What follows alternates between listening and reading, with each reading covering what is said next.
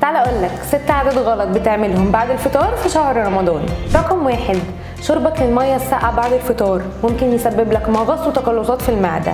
الأحسن إنك تبدلها بمية فترة أو تشرب حليب بالتمر.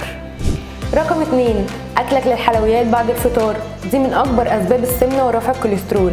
الأحسن إنك تدي نفسك شوية وقت بعد الفطار قبل أكلك للحلويات. رقم 3، اعرف إن أعدائك المخلل والملح والتوابل، لأن هما بيسحبوا المية من جسمك فبتحس بالعطش طول فترة الصيام.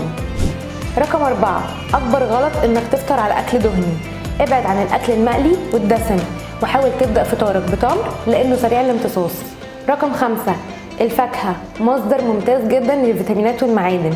حاول إنك تحافظ على أكلك للفاكهة طول شهر رمضان. رقم 6، حاول ما تهملش الرياضة في رمضان لأن فوائدها مهمة جدا للجسم، وأحسن وقت للرياضة هو قبل الفطار بساعة أو بعده بساعتين على الأقل.